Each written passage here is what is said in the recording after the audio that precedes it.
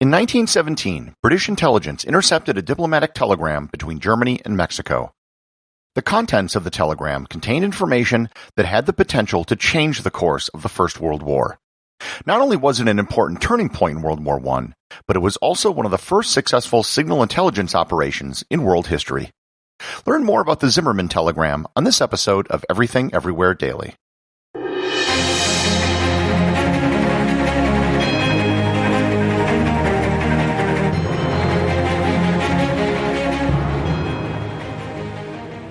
This episode is sponsored by Audible.com. My audiobook recommendation today is The Zimmerman Telegram by Barbara Tuchman. In the dark winter of 1917, as World War I was deadlocked, Britain knew that Europe could be saved only if the United States joined the war. But President Wilson remained unshakable in his neutrality. Then, with a single stroke, the tool to propel America into the war came into a quiet British office. You can get a free 1-month trial to Audible and 2 free audiobooks by going to audibletrial.com/everythingeverywhere or by clicking on the link in the show notes. To give some background, the United States studiously tried to stay out of World War I. In fact, it pretty much had been a standing policy to avoid European wars since the country was founded. George Washington said in his farewell address, quote, "It is our true policy to steer clear of permanent alliances with any portion of the foreign world," unquote. Thomas Jefferson reiterated this in his first inaugural address when he said, quote, "Peace, commerce, and honest friendship with all nations, entangling alliances with none," unquote. In the 1916 presidential election, the main issue was that of war. The huge war going on in Europe and the Civil War which was raging south of the border in Mexico. The official U.S. policy was neutrality, and the biggest campaign slogan for Woodrow Wilson was, "He kept us out of the war," which would turn out to be really ironic in just a few months. Wilson comfortably defeated Republican Charles Evans Hughes, who, fun fact, is the only sitting Supreme Court justice ever to have won a party's nomination for president. The American public didn't want to get involved in the war, but they did lean towards the Allies. The Germans were targeting American shipping, and they had sunk the passenger ship Lusitania.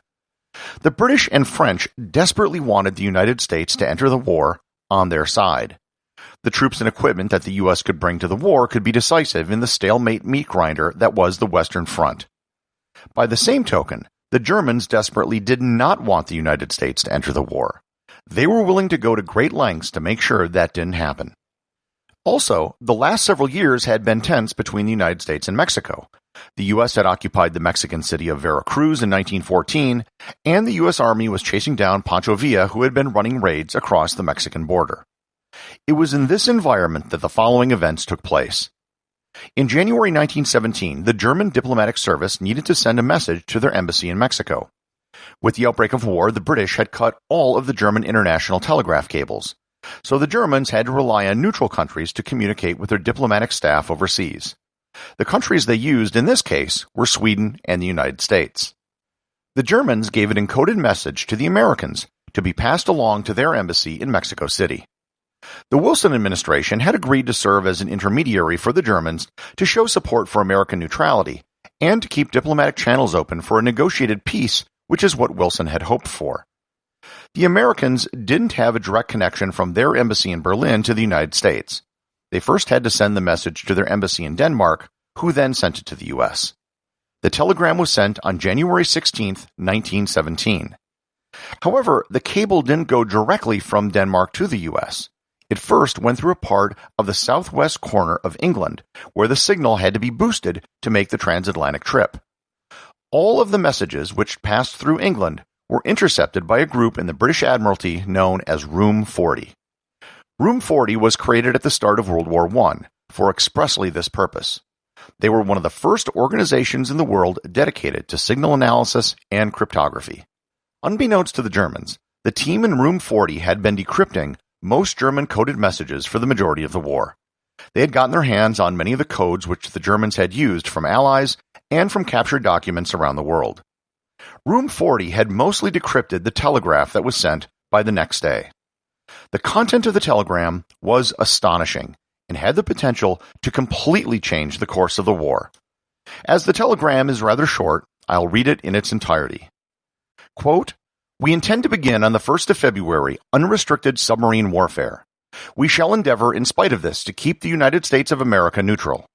In the event of this not succeeding, we make Mexico a proposal of alliance on the following basis: make war together, make peace together, generous financial support, and an understanding on our part that Mexico is to reconquer the lost territory in Texas, New Mexico, and Arizona. The settlement in detail is left to you. You will inform the President of the above most secretly as soon as the outbreak of war with the United States of America is certain, and add the suggestion that he should, on his own initiative, invite Japan to immediate adherence and at the same time mediate between Japan and ourselves. Please call the President's attention to the fact that the ruthless employment of our submarines now offers the prospect of compelling England in a few months to make peace. Signed, Zimmerman. Unquote. The Zimmerman who sent the telegram was Arthur Zimmerman, a high-ranking official in the German Foreign Affairs Office. So basically, in the event of war, Germany wanted Mexico to open up another front in the war on their border with the United States. They also wanted Mexico to contact Japan to get them to join the war on their side. This was explosive, to say the least. The British, however, were in a bit of a dilemma. On the one hand, if the telegram were shown to the Americans, it could be enough to get the United States to join the war on the side of the Allies. However, if it became public that the British had the telegram, it would let the Germans know that they had cracked their code, and it would be the end of their ability to intercept German communications, as Germany would change all their codes. However, if they showed it to the Americans, they had to get the Americans to believe that the telegram was genuine. It was really easy to fake telegrams. There were no timestamps, IP addresses, or even wax seals to validate the message. On February 1st, the Germans announced unrestricted submarine warfare again, and the United States broke off diplomatic relations. On February 5th, the telegram had been completely decrypted, and it was handed off to the British Foreign Service. The British now had to concoct a story to explain to the Americans how they got this without letting them know that they were intercepting American diplomatic communications, and without letting the Germans know that they had cracked their code. The British knew that once the German message arrived in Washington, it would be forwarded to Mexico via a commercial telegraph service. Their story was that they had bribed someone working in the Mexican office to get a copy of the telegram.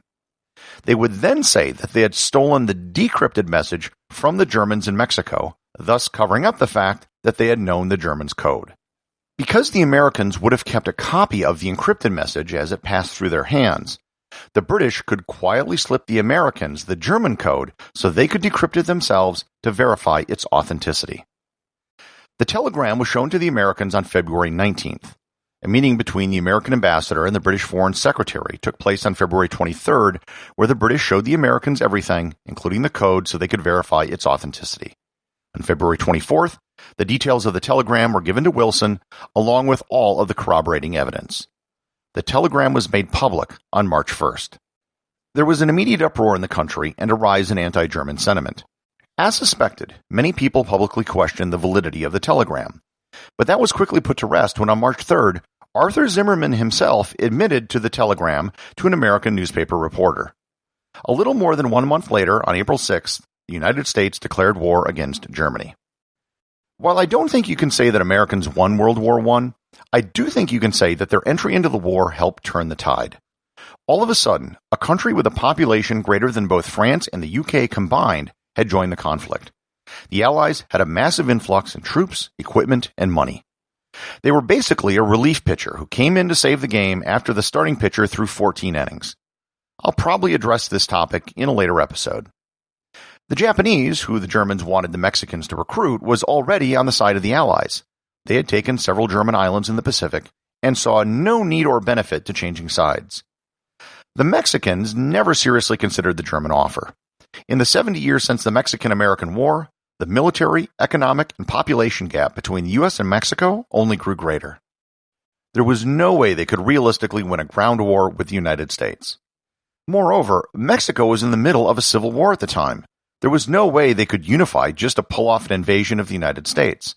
While there were benefits to the Germans in having Mexico do this, there wasn't much benefit to Mexico. Moreover, even if Mexico could have pulled this off and they were successful, they would have taken territory that was almost entirely desert and filled with heavily armed English-speaking settlers. Instead, Mexican President Venustiano Carranza used the telegram to get the United States to recognize his regime in exchange for formal Mexican neutrality in World War I. The British kept up the lie about finding the telegram in Mexico for over 25 years. It wasn't until World War II that they let the cat out of the bag and told the Americans.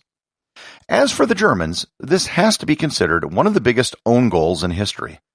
The benefits of unrestricted submarine warfare and sending a highly improbable Hail Mary proposal to Mexico didn't come close to the negative effects of having the United States join World War I as an enemy. The executive producer of Everything Everywhere Daily is James Makala. The associate producer is Thor Thompson. Today's 5-star review comes from Apple Podcasts. Listener Squash1789 in the United States writes, Sunshine and Trivia. A bit of daily sunshine trivia in the midst of Corona. This podcast is truly helpful, and I thank you much. Well, thank you, Squash1789, and thanks to everyone who has left a review of the show or has supported the show over on Patreon.com.